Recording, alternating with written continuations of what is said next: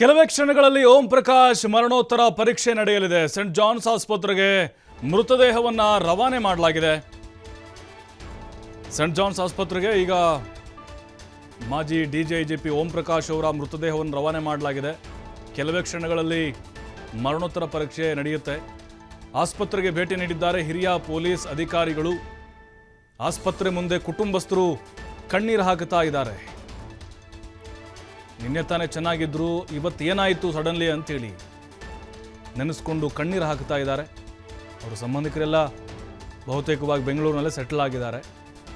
ಮೂಲತಃ ಪಂಜಾಬ್ದವರು ಇಲ್ಲೇ ನೆಲೆಸಿದ್ದಾರೆ.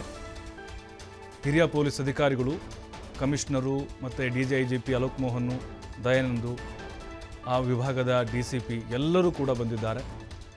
ಕೆಲವೇ ಕ್ಷಣಗಳಲ್ಲಿ ಮರಣೋತ್ತರ ಪರೀಕ್ಷೆ ನಡೆಯುತ್ತೆ. ಘಟನೆ ಹೇಗಾಯಿತು, ಅವ್ರ ಪತ್ನಿನೇ ಕೊಂದಿದ್ದ ಅಥವಾ ಮಕ್ಕಳು ಸೇರಿ ಕೊಂದಿದ್ದ, ಹೀಗೆ ಸಾಕಷ್ಟು ಅನುಮಾನಗಳಿದ್ದಾವೆ. ಪೊಲೀಸರು ಕೂಡ ಇನ್ನೂ ಯಾವುದೇ ಮಾಹಿತಿನ ಕೊಡ್ತಾ ಇಲ್ಲ. ಯಾಕಂದರೆ ತನಿಖೆ ಆಗಬೇಕು. ಈ ಘಟನೆ ಆದ ಮೇಲೆ ಅವರು ರಕ್ತದ ಮಡುವಿನಲ್ಲಿ ಏನು ಬಿದ್ದಿದ್ರು, ಅವ್ರ ಹೆಂಡ್ತಿನೇ ಫೋನ್ ಮಾಡಿ ಪೊಲೀಸರಿಗೆ ಮಾಹಿತಿನ ಕೊಟ್ಟಿದ್ದಾರಂತೆ. ಸ್ಥಳಕ್ಕೆ ಹೋಗಿ ನೋಡಿದಾಗ ಅಲ್ಲಿ ಕಂಪ್ಲೀಟ್ ರಕ್ತಸಿಕ್ತವಾಗಿತ್ತು ಅವರಿದ್ದಂಥ ರೂಮು. ಈಗ ಸೆಂಟ್ ಜಾನ್ಸ್ ಆಸ್ಪತ್ರೆಗೆ ಅವರ ಮೃತದೇಹವನ್ನು ಶಿಫ್ಟ್ ಮಾಡಿದ್ದಾರೆ. ಮರಣೋತ್ತರ ಪರೀಕ್ಷೆ ನಡೆಯುತ್ತೆ. ಮರಣೋತ್ತರ ಪರೀಕ್ಷೆ ಆದಮೇಲೆ ಗೊತ್ತಾಗುತ್ತೆ ಚಾಕುವಿನಿಂದ ಚುಚ್ಚಿ ಕೊಲೆ ಮಾಡಿದ್ದ ಅಥವಾ ಅವ್ರ ಹತ್ರ ಗನ್ ಇತ್ತು, ಗನ್ ತಗೊಂಡು ಏನಾದರೂ ಶೂಟ್ ಮಾಡಿಕೊಂಡಿದ್ದಾರಾ. ಯಾಕಂದರೆ ಕಳೆದ 2-3 ದಿನಗಳಿಂದಲೂ ಕೂಡ ಅವರ ಮನೆಯಲ್ಲಿ ನಿತ್ಯವೂ ನಿರಂತರ ಜಗಳ ನಡೀತಾ ಇತ್ತಂತೆ. ಯಾವುದೂ ಕೂಡ ಚೆನ್ನಾಗಿರಲಿಲ್ಲ. ಅವ್ರ ಹೆಂಡತಿ ಹಾಗೆ ಅವರ ಮಧ್ಯೆ. ಸಹೋದರಿಯರ ಹೆಸರಿಗೆ ಆಸ್ತಿ ಮಾಡಿದ್ರು ಓಂ ಪ್ರಕಾಶ್. ಇದೇ ಕಾರಣ ಆಯಿತು ಹಾಗಾದರೆ ಅವರ ಹೆಂಡತಿಯ ಕೋಪಕ್ಕೆ, ಮಕ್ಕಳ ಕೋಪಕ್ಕೆ. ಬೆಂಗಳೂರಿನಲ್ಲಿ 2 ಮನೆ ಹೊಂದಿದ್ದಾರೆ ನಿವೃತ್ತ IPS ಅಧಿಕಾರಿ. ಹಲವು ವರ್ಷಗಳ ಹಿಂದೆ ಯುವತಿ ವಿಚಾರಕ್ಕೆ ಗಲಾಟೆಯಾಗಿತ್ತು. ನೋಡಿ, ಗಲಾಟೆ ಆಗ್ತಾ ಇತ್ತು ಒಂದು ಹುಡುಗಿ ವಿಚಾರಕ್ಕೆ. ಇದೇ ವಿಚಾರ ಕೊಲೆಗೆ ಕಾರಣ ಆಗಿರಬಹುದಾ? ಅವರ ಪತ್ನಿಗೂ ಕೂಡ ಇದು ವಿಚಾರ ಗೊತ್ತಾಗಿತ್ತು.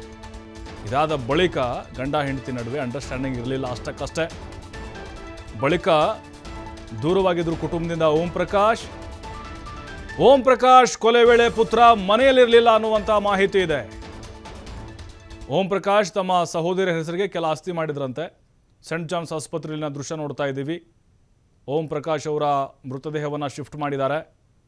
ಕೆಲವೇ ಕ್ಷಣಗಳಲ್ಲಿ ಮರಣೋತ್ತರ ಪರೀಕ್ಷೆ ನಡೆಯುತ್ತೆ. ಬಟ್ ಈಗ ಕೆಲವೊಂದಿಷ್ಟು ಸ್ಫೋಟಕ ಅಂಶಗಳು ಬಯಲಾಗ್ತಾ ಇದ್ದಾವೆ.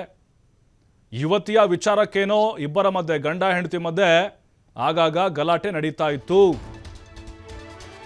ಬಿಹಾರ ಮೂಲದ police ಅಧಿಕಾರಿಯವರು Om Prakash 1981ನೇ batch. ಹರಪನಹಳ್ಳಿಯಲ್ಲಿ ASP ಆಗಿ ವೃತ್ತಿ ಜೀವನವನ್ನು ಆರಂಭ ಮಾಡ್ತಾರೆ. ಅಗ್ನಿಶಾಮಕ ದಳ, CID ಜೊತೆಗೆ ಗೃಹ ರಕ್ಷಕ ದಳ ಎಲ್ಲ ಕಡೆ, ಅಂದರೆ ಶಿವಮೊಗ್ಗ, ಉತ್ತರ ಕನ್ನಡ, ಚಿಕ್ಕಮಗಳೂರು ಅಲ್ಲೂ ಕೂಡ SP ಆಗಿ ಸೇವೆಯನ್ನು ಸಲ್ಲಿಸಿದಂತಹ ಅನುಭವವನ್ನು ಹೊಂದಿದ್ರು. 1993 ಭಟ್ಕಳದಲ್ಲಿ ಕೋಮು ಸಂಘರ್ಷ ಆಯಿತು. ಆ ಸಂದರ್ಭದಲ್ಲಿ ಇವರನ್ನೇ ಉಸ್ತುವಾರಿ ಅಧಿಕಾರಿಯಾಗಿ ನೇಮಕ ಮಾಡಿದರು. ಅಂದರೆ ಆ ಗಲಭೆ ನಿರ್ವಹಣೆ ಮಾಡಲಿಕ್ಕೆ. ಏನು ಆಸ್ತಿಯಲ್ಲಿ ಪಾಲು ಕೇಳುತ್ತಿದ್ಲು ಪತ್ನಿ ಪಲ್ಲವಿ. ನೋಡಿ, ಅವರ ಹೆಂಡತಿ ಪಲ್ಲವಿ ಆಸ್ತಿಯಲ್ಲಿ ಪಾಲು ಕೇಳ್ತಾ ಇದ್ರು. ಇದೇ ವಿಚಾರವಾಗಿ ದಂಪತಿ ನಡುವೆ ಆಗಾಗ ಗಲಾಟೆ ಆಗ್ತಾ ಇತ್ತು.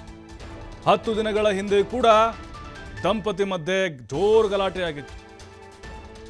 ನೋಡಿ, ಪಲ್ಲವಿ ಅವ್ರ ಹೆಂಡತಿ ಏನಿದ್ದಾರೆ, ಆಸ್ತಿ ಕೇಳ್ತಾ ಇದ್ರು, ಆಸ್ತಿ ಪಾಲು ಇವಾಗಲೇ ಇಲ್ಲಿ ಬರೀರಿ, ಎಲ್ಲ ರೆಡಿ ಮಾಡಿಸಿ ಡಾಕ್ಯುಮೆಂಟ್ಸ್ ಅಂತ ಕೇಳ್ತಾ ಇದ್ರು. ಸೆಂಟ್ ಜಾನ್ಸ್ ಆಸ್ಪತ್ರೆಗೆ ಕಮಿಷನರ್ ದಯಾನಂದ್ ಹಾಗೆ DGIGP ಅಲೋಕ್ ಮೋಹನ್ ಕೂಡ ಭೇಟಿ ಕೊಟ್ಟಿದ್ದಾರೆ.